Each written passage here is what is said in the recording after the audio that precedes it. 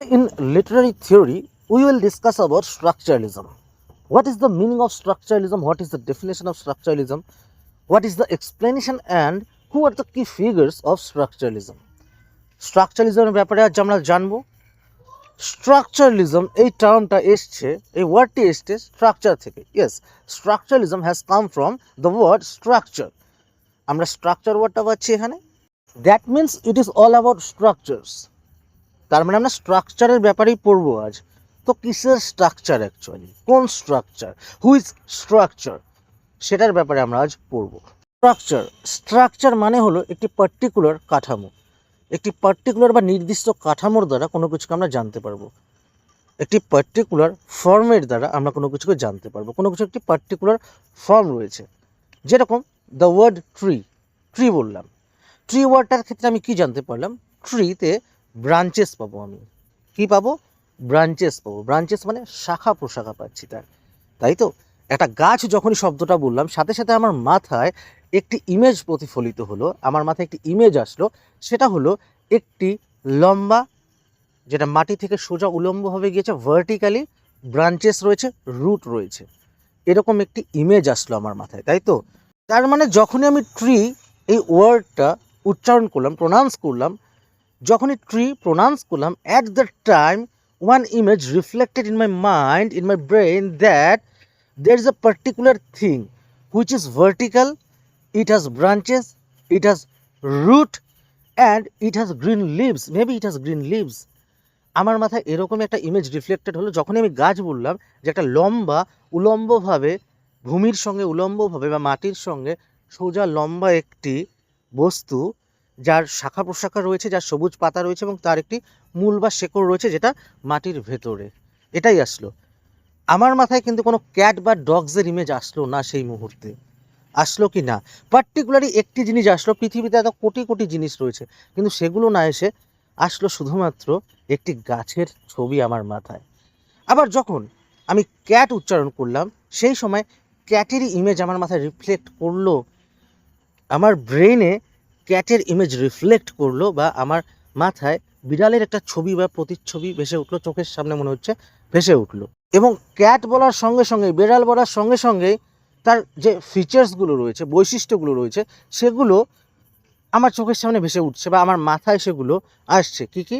এর 4টে পা রয়েছে, এ ম্যাও ম্যাও আওয়াজ করে, মিয়াও মিয়াও করে, এ মাছ চুরি করে খায়, এবং এর চোখ জ্বলে, একে বাঘের মাসি বলা হয়। এরকম কিছু আমার মাথায় ইমেজ আসলো। আমার কিন্তু ডগের ইমেজ আসলো না। আবার যখন ডগ বললাম, তখন ডগের ইমেজ আসলো, তাই তো? এবং ডগেরও কিছু পার্টিকুলার নির্দিষ্ট ক্যারেক্টারিস্টিক্স রয়েছে। 4টে পা রয়েছে, সেটা বিড়াল নয়, তুলনামূলকভাবে বড়। 4টে পা, সে বার্কিং করে, ঘেউ ঘেউ করে। ডগের ক্ষেত্রে সে রাত জেগে পাহারা দেয়, প্রভুভক্ত প্রাণী। তার কিছু মুখটো ছুচলো, বেড়ালের মুখটা যেরকম গোল, যেরকম বিড়ালের মুখটা, ক্যাটের ক্ষেত্রে রাউন্ড শেপের একটা ফেস থাকছে, ডগের ক্ষেত্রে না, সেটা থাকছে লম্বাটে ধরনের ফেস থাকছে। অর্থাৎ যখন আমি ডগ বললাম, তখন ডগের ইমেজ ভাসলো, তখন কুকুরের ইমেজ ভাসলো। যখন ক্যাট বললাম, তখন ক্যাট বা বিড়ালের ইমেজ ভাসলো, তখন কিন্তু অন্য কিছুর ইমেজ ভাসলো না, এত কোটি কোটি ইমেজ থাকা সত্ত্বেও। কেন? কারণ ওই ওয়ার্ডটা বলার সঙ্গে সঙ্গে পার্টিকুলার একটি স্ট্রাকচারের জিনিস, বস্তু, প্রাণী আমার মাথায় তার ছবিটা ভেসে উঠল।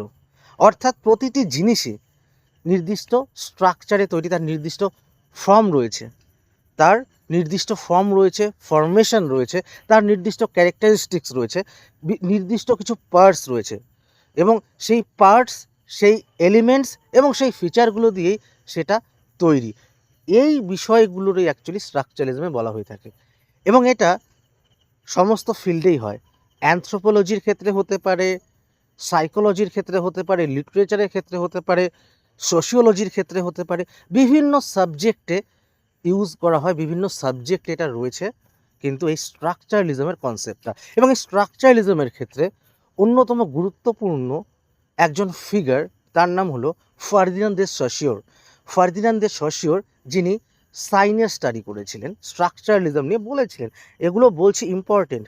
যতটা ইজি এতক্ষণ যাবৎ মনে হলো তাহলে এতটা ইজি বিষয় যদি থেকে থাকে লিটারারি থিওরিতে, এটা এক্সট্রা করে বড় করে পড়ার কি দরকার রয়েছে? এখন আসবে সেই পয়েন্টগুলো, কেন পড়ার দরকার রয়েছে, কেন পড়ার দরকার রয়েছে, এখন আসবে বিষয়টা, সেগুলো বলছি।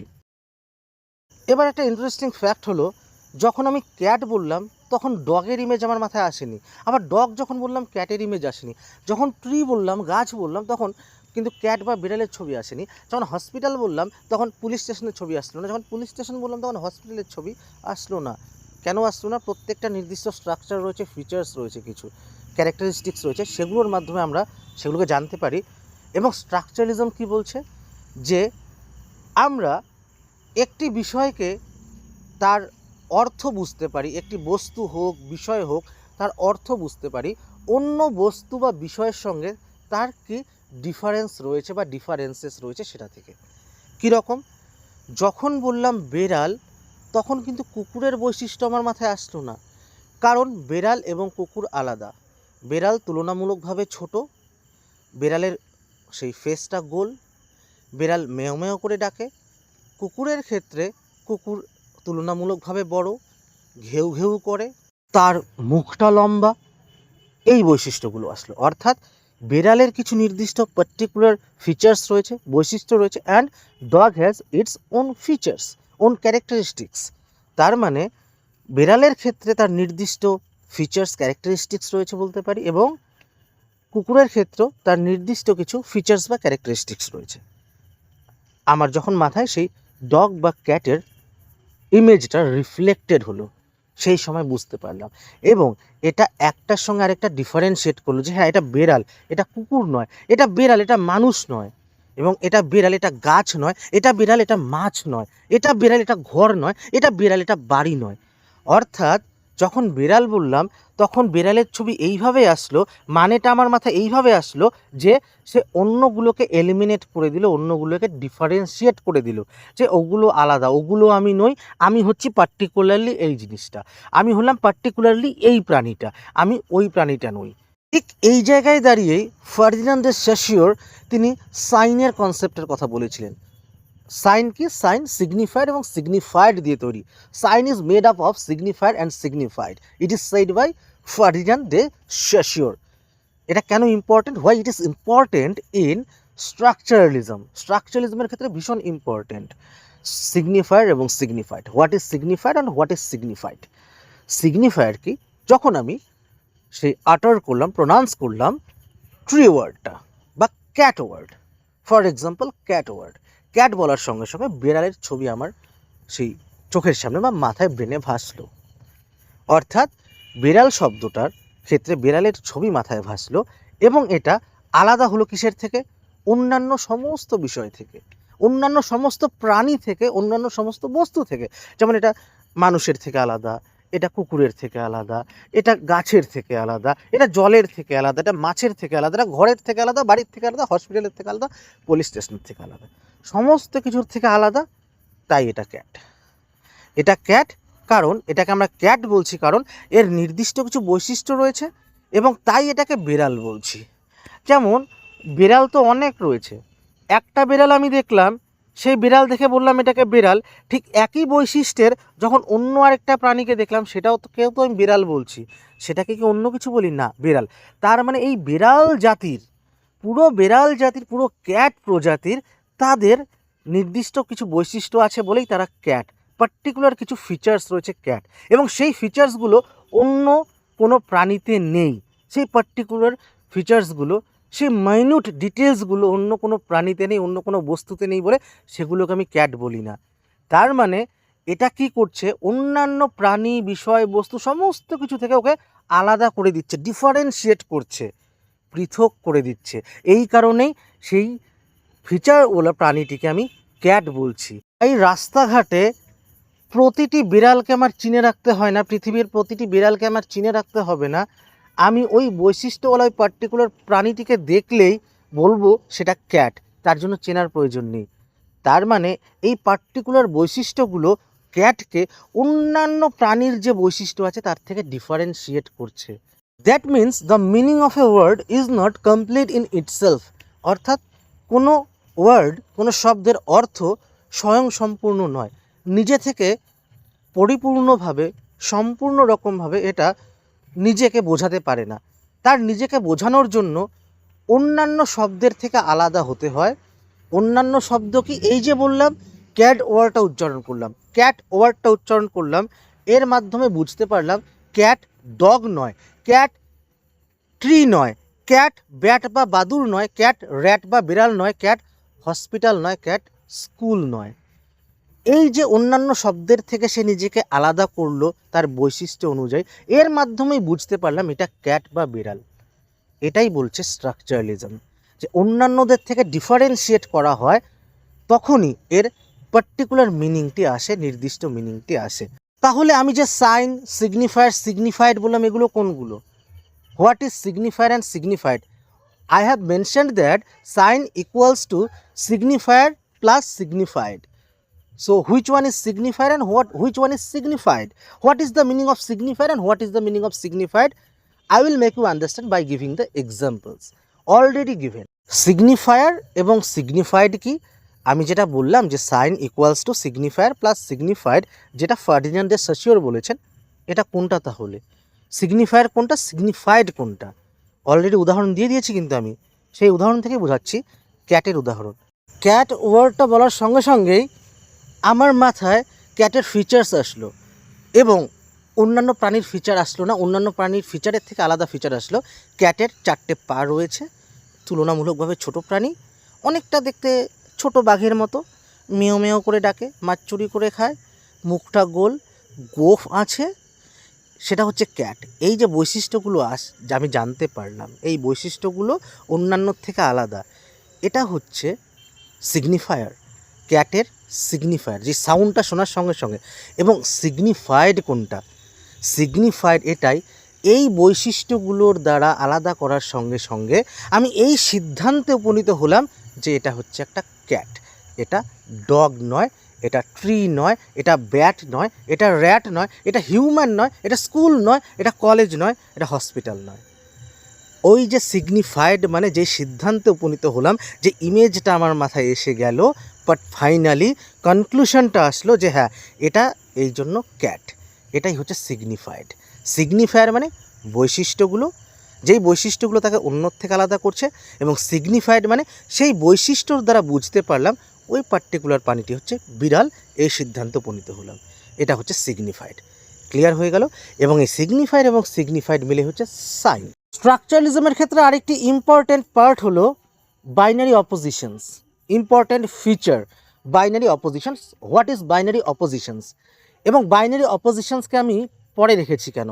Why I have put it in the last? কেন আমি এটাকে শেষে রেখেছি? তার কারণ রয়েছে। কারণ স্ট্রাকচারালিজমের এই বাইনারি অপোজিশন, এটা খুব হেল্পফুল হবে আমার বোঝার জন্য লিটারেচারের ক্ষেত্রে, when I will discuss about structuralism in literature. লিটারেচারের ক্ষেত্রে যখন স্ট্রাকচারালিজম বুঝবো তার কি গুরুত্ব রয়েছে, সেই সময় বাইনারি অপোজিশনসটা আমার কাজে লাগবে। So what is binary অপোজিশনস? অনেকেই বাইনারি শব্দটার সঙ্গে পরিচিত হতে পারো, আবার অনেকে বুঝিয়ে দিচ্ছি, ভীষণ ইজি বিষয়।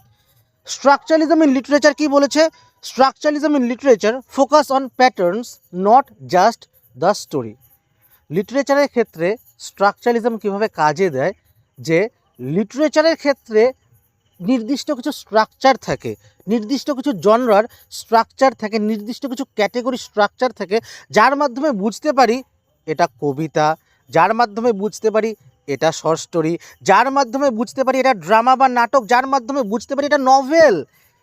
যখনই আমি কবিতা বললাম, আমার মাথায় আসলো আতা গাছে তোতা পাখি, ডালিম গাছে মৌ, হিরে দাদার মর্মনে থান ঠিক ঠাকুর দাদার বউ, এটাই আসলো। তো একটা কবিতা আসলো, একটা পোম আসলো, যখনই পোম বললাম তখন আমার মাথায় আসলো তার মধ্যে রিদম থাকবে, মিটার থাকবে, রিদম মিটার থাকবে, এই জিনিসটা মাথায় আসলো, ছন্দ থাকবে তার, আমার মাথায় পোয়েট্রির ফর্মটা আসলো, কয়েকটি লাইন থাকবে, কয়েকটি লাইন থাকবে, মিটার থাকবে, রিদম থাকবে। একটা জিনিস বলে রাখি, লাইন এবং সেন্টেন্সের ক্ষেত্রে আমরা ভুল করে থাকি। লাইন বলে থাকি অনেক সময় আমরা সেন্টেন্সকে। একটা জিনিস মাথায় রাখবে তোমরা, লাইন ইউজ করা হয় পোয়েট্রির ক্ষেত্রে, এবং সেন্টেন্স বা বাক্য ইউজ করা হয় প্রোজের ক্ষেত্রে। প্রোজ মানে যেমন নভেল রয়েছে, উপন্যাস রয়েছে, শর্ট স্টোরি রয়েছে, এগুলোতে। আর কবিতার ক্ষেত্রে লাইন ইউজ করা হয়, পোমের ক্ষেত্রে লাইন। অর্থাৎ যখনই পোম বললাম সেই সময় আমার মাথায় আসলো যেখানে লাইন থাকবে, এখানে মিটার থাকবে, রিদম বা ছন্দ থাকবে, এই বিষয়গুলো মাথায় আসলো কিন্তু আমার, আসলো তো? তো এটার একটা নির্দিষ্ট স্ট্রাকচার রয়েছে। যখন আমি পোম বললাম, কবিতা বললাম, তখন প্রোজের স্ট্রাকচার কিন্তু মাথায় আসেনি, পোমের স্ট্রাকচার এসছে, লাইন এসছে, মিটার এসছে, রিদম এসছে, তুলনামূলকভাবে ছোট একটি 1 পাতা বা 2 পাতার একটা কিছু বিষয় এসছে, একটা লিটারেচারের জনরা এসছে। প্রোজ এসছে কি না, এসছে কি 400 পাতার কোনো বিষয় যেখানে সেন্টেন্স থাকবে, অনেক ক্যারেক্টার বা চরিত্র থাকবে, একটা বড় গল্প প্লট থাকবে, এরকম কিছু এসছে? আসেনি। কবিতার ক্ষেত্রে মনে হলো ছোট ছোট কিছু লাইন থাকবে, ছন্দ থাকবে, পড়তে ভীষণ ভালো লাগবে, ছোট্ট 1-2 পাতার হবে, এই বিষয়টা আসলো কবিতার ক্ষেত্রে। আবার প্রোজের ক্ষেত্রে ধরলাম কোনো নভেল, যখনই নভেল বললাম বা প্রোজের বৈশিষ্ট্য বললাম, সেখানে কি থাকবে, সেন্টেন্স থাকবে, বড় বড় সেন্টেন্স থাকবে, কিছু ক্যারেক্টার থাকবে, অমল, বিমল, কমল, এরকম টাইপের নাম থাকবে, কিছু মানে ক্যারেক্টার বা চরিত্র থাকবে কিছু। তাহলে কিছু চরিত্র সেখানে রয়েছে, সেটা তুলনামূলকভাবে অনেক বড় হবে, সেখানে সেন্টেন্স থাকবে 250, 300, 400 পাতারও হতে পারে সেটা, সেখানে একটা পার্টিকুলার প্লট থাকবে, গল্প থাকবে, কাহিনী থাকবে, এই বিষয়গুলো। তো যখনই পোম বললাম তখন আমার মাথায় কিন্তু ওগুলো আসেনি, আমার মাথায় পোম বা কবিতারই কথা মনে আসলো। ছোট 1-2 বা 2 পাতার হবে, ছোট ছোট কিছু লাইন থাকবে, ছন্দ থাকবে ইত্যাদি। আবার যখন প্রোজ বললাম, প্রোজের ক্ষেত্রে নভেল বললাম, যখন নভেল বা উপন্যাসের কথা বললাম, তখন আমার মাথায় কি আসলো, সেন্টেন্স থাকবে, সেটা অনেকটা বড় হবে তুলনামূলকভাবে, 200-250 পাতার হতে পারে, সেখানে কিছু ক্যারেক্টার বা চরিত্র থাকবে, যেমন নামগুলো বললাম, অমল, বিমল, কমল ইত্যাদি, তাই তো? তারপর সেখানে একটা গল্প থাকবে, একটা নির্দিষ্ট প্লট থাকবে, এসবই থাকবে, থাকবে কি থাকবে না? আমার মাথায় কি তখন আসলো যে সেখানে ছোট ছোট লাইন থাকবে, 1 পাতার বা 2 পাতার হবে, ছন্দ থাকবে? না। তার মানে লিটারেচারের ক্ষেত্রেও প্রতিটি ক্যাটেগরির, প্রতিটি জনরার নির্দিষ্ট কিন্তু স্ট্রাকচার রয়েছে। লিটারেচারের ক্ষেত্রে বিভিন্ন জনরা, বিভিন্ন ক্যাটেগরির আমরা স্ট্রাকচার পেলাম, নির্দিষ্ট স্ট্রাকচার রয়েছে, সেই অনুযায়ী বুঝতে পারি যে হ্যাঁ, এটা এই ক্যাটেগরির এই জনরার, এটা অন্য ক্যাটেগরির অন্য জনরার না। এটা বুঝতে পারলাম স্ট্রাকচারালিজম কীভাবে লিটারেচারের ক্ষেত্রে কাজে দেয়, কীভাবে কোনটা লিখতে হয়, কীভাবে কোনটা আমরা বুঝতে পারি, এটা ক্লিয়ার। এবার বাইনারি অপোজিশনের কথা বললাম, তো বাইনারি অপোজিশন কোথায় গেল? বাইনারি অপোজিশন লিটারেচারের ক্ষেত্রে ভীষণ ইম্পর্টেন্ট। যেমন লিটারেচারে বিভিন্ন জনরায় ক্যাটেগরিতে, নভেল হোক, ড্রামা হোক, উপন্যাস হোক, নাটক হোক, সেই জায়গায় আমরা কি দেখতে পাই, হিরো ভার্সেস ভিলেন, হিরো থাকে, তার সাথে ভিলেন থাকে। হিরো কীরকম, সে ভিলেন নয়, হিরোর বৈশিষ্ট্য কি, তার মধ্যে ভিলেনের বৈশিষ্ট্য নেই, ভিলেনের বৈশিষ্ট্য কি, তার মধ্যে হিরোর বৈশিষ্ট্য নেই, তাই তো? হিরো সে খুব ভালো, সেখানে তার মধ্যে ভালো কোয়ালিটিস পাবো, মানে গুড কোয়ালিটিস পাবো, তার মধ্যে অনেক গুড কোয়ালিটিস রয়েছে, সে ভালো, সে একদম মোরালি খুব ভালো, তার নৈতিকতা খুব ভালো, সে মানুষের ভালো চায়, সমাজের ভালো চায়, সে নায়িকাকে বাঁচাবে, নায়িকার ভালো চায়, সবার ভালো চায়, তার উপরে সমাজের এত ঘেন্না, বিদ্বেষ, অনেক কিছু থাকার পরও সমস্ত কিছুকে সে সততার সঙ্গে জয়লাভ করে সে জিতে যায়। এবং ভিলেনকে, ভিলেন সবসময় হিরোর বিরোধিতা করবে। আর ভিলেনের বৈশিষ্ট্য কী তাহলে? ভিলেন কিন্তু কমপ্লিটলি অপোজিট থাকে হিরোর থেকে, ভিলেনের ফিচার্স, ক্যারেক্টারিস্টিক্স কমপ্লিটলি অপোজিট কার, হিরোর ফিচারের থেকে, হিরোর ফিচার্সের থেকে। সে মোরালি বা নৈতিকভাবে ভীষণ খারাপ হবে, এথিক্যালি মোরালি ভীষণ খারাপ হবে, সব খারাপ কাজগুলো করবে, তার মধ্যে ব্যাড কোয়ালিটিস বা এভিল কোয়ালিটিস থাকবে, হিরোর মধ্যে গুড কোয়ালিটিস থাকবে, ভালো কোয়ালিটি থাকবে, আর ভিলেনের মধ্যে কী থাকবে, ভিলেনের ভেতর কী থাকবে, খারাপ কোয়ালিটিস, ব্যাড বা ইভিল কোয়ালিটিস থাকবে, মানে শয়তানের কোয়ালিটি থাকবে তার মাঝে। সমস্ত খারাপ কাজগুলো, কালোবাজারিগুলো, সমাজকে খারাপ করার কাজগুলো, সমাজের ক্ষতি করার কাজগুলো, সেগুলো কি সে করবে, কে করবে, ভিলেন করবে। এই কারণে দেখতে পাবো আমরা, যেই সিনেমাতে ভিলেন যত স্ট্রং হয়, সেই সিনেমাতে হিরোর কিন্তু ভ্যালু তত বেশি হয়, হিরো তত স্ট্রং হয়। এই কারণে ভিলেনের কিন্তু ভীষণ ইম্পর্টেন্ট থাকে, ভীষণ ইম্পর্টেন্ট রোল থাকে অ্যাকচুয়ালি কোথায়, সিনেমায়। এবং সিমিলারলি নভেল, উপন্যাস, ড্রামা সব ক্ষেত্রেই কিন্তু ভিলেনের রোল ভীষণ ইম্পর্টেন্ট। ভিলেন যত শক্তিশালী হয়, হিরো তত শক্তিশালী হয়, কারণ একজন আরেকজনের ঠিক অপোজিট কোয়ালিটি নিয়ে থাকে, আর হিরো তো সবসময় জিতবে, তাকে জেতাতে হবে, সেই কারণে ভিলেনের থেকে ভালো করতে হয় হিরোকে। এবং ঠিক এই কারণেই ভিলেন যত শক্তিশালী হবে, হিরো কিন্তু তত উপরে উঠবে, তত হাইলাইটেড হবে, তত সে পপুলার হবে। বুঝতে পারলে? এবং ঠিক লিটারেচারের ক্ষেত্রেও নভেল বা ড্রামাতেও এই বিষয়টাকে ইউজ করা হয়, হিরো ভার্সেস ভিলেন। কারণ ভিলেন যদি না থাকে হিরোর গুরুত্ব থাকবে না। হিরোর গুরুত্ব কেন আছে? ভিলেন আছে বলে। ভিলেন ছাড়া হিরোর গুরুত্ব থাকে না। আবার ভিলেনের গুরুত্ব কেন থাকে? হিরো থাকে বলেই কিন্তু ভিলেনের গুরুত্ব থাকে। বুঝতে পেরেছো? এটাই হচ্ছে বাইনারি অপোজিশন লিটারেচারের ক্ষেত্রে যেটা ইউজ করা হয় কিছু কিছু বিষয় এলিমেন্টকে। তারপর গুড ভার্সেস এভিল বলে দিলাম। হিরোর ক্ষেত্রে যেমন গুড কোয়ালিটিস রয়েছে, ভিলেনের ক্ষেত্রে এভিল বা ব্যাড কোয়ালিটিস রয়েছে। একজনের ভালো বৈশিষ্ট্য রয়েছে, একজন খারাপের বৈশিষ্ট্য রয়েছে, আলটিমেটলি ভালো জিতবে। তারপর লাভ ভার্সেস হেট। লাভ ভার্সেস হেট, হিরোর ক্ষেত্রে কি থাকবে? লাভ থাকবে অবশ্যই। হিরো ভালোবাসতে জানে, ভালোবাসবে মানুষকে।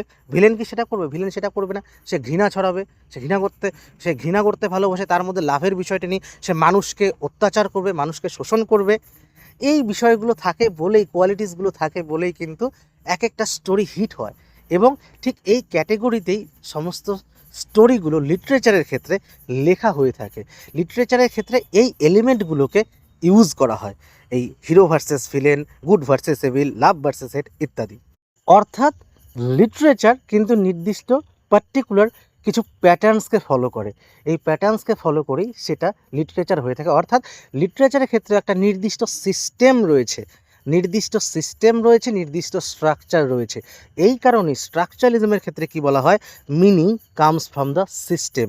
একটা সিস্টেমের থেকেই মিনিং বা অর্থ আসে। বুঝতে পারলে? একটা সিস্টেমের থেকেই মিনিং বা অর্থ আসে। কোনোখানে নির্দিষ্ট স্ট্রাকচার থাকা মানে কি? তার সিস্টেম থাকা। একটা নির্দিষ্ট সিস্টেমেটিক ওয়েতে সেটাকে সাজানো, এবং সেই সিস্টেমেটিক ওয়েতে সাজানো বলেই সেখান থেকে আমরা পার্টিকুলার অর্থ পাই যে হ্যাঁ, এই হলো, এটা হলো এই বিষয়, এটা ওই বিষয় না, এটা হলো এই প্রাণী, এটা ওই প্রাণী না। বুঝতে পেরে গেছো আশা করি? একদম ক্লিয়ার। দেখো এখন ইজি অ্যানালজি এখানে টানা হয়েছে, যেমন ট্রাফিক লাইটের ক্ষেত্রে red equals to stop, green equals to go. এগুলো কি করে বুঝতে পারি? তার একটা সিস্টেম করে দেওয়া হয়েছে আমাদের কাছে। ট্রাফিক লাইটের সময় যেমন লাল বাতি জ্বলে, আমাদের সিস্টেম বলে দেওয়া রয়েছে সিস্টেমের ক্ষেত্রে যে রেড হলে কি করতে হবে? তোমাকে থামতে হবে, গ্রিন হলে তোমাকে যেতে হবে। এটাও একটা সিস্টেম রয়েছে, পার্টিকুলার সিস্টেম রয়েছে, তার একটা স্ট্রাকচার করা রয়েছে, স্ট্রাকচারাইজড ওয়েটা ওরা দেওয়া হয়েছে। সেটা দেখেই বুঝতে পারি যে হ্যাঁ, এখন আমাকে এটা মানতে হবে। তার মানে সিস্টেমের থেকেই মিনিং আসছে, স্ট্রাকচারের থেকে মিনিং আসছে। বুঝতে পারলে? আশা করছি স্ট্রাকচারালিজম ক্লিয়ার হলো। এর বিষয়ে আরও বিস্তারিত অ্যানালিসিস আমি পরবর্তীতে করব। এর ভেতরের যেসব কি ফিগার্সরা রয়েছেন তাদের রাইটিংস নিয়ে করে দেবো। ভিডিওটা ভালো লাগলে অবশ্যই শেয়ার করে দেবে। ধন্যবাদ।